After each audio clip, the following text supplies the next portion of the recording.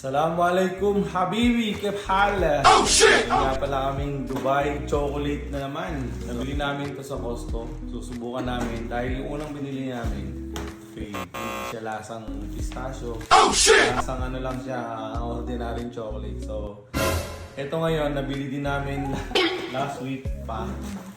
Ngayon lang namin dito try kasi sobrang busy, walang time, walang lahat. Nag-aabol ng oras sa trabaho. So, ano pang hinihintay natin? Sibakin na natin to.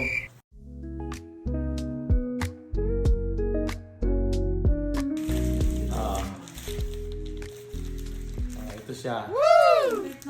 Ang ganda ng lalagyan, parang al-safadi. Sino mga nakakaalam na al-safadi yan sa Alriga? Diyan kami nakatira dati. Tingnan nyo yung itsura, Wow! Saan ka pa? Parang ano lang, Parang ano yun?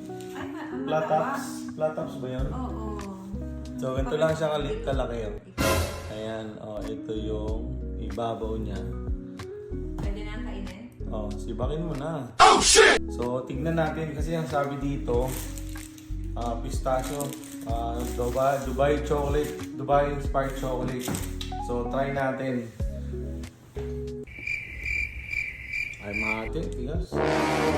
Ayan yung loob niya. Parang matcha. Well.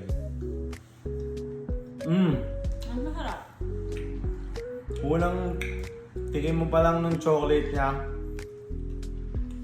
lasa mo na yung pistachio.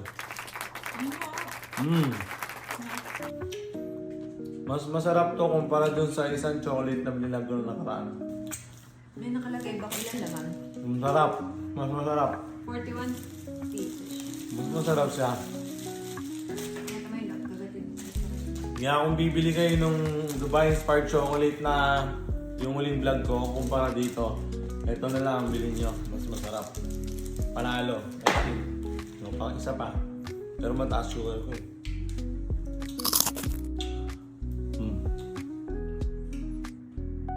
Boom! Masarap. Panalo. Gusto ko na. Kain mo na kami, ha? Bye. See you.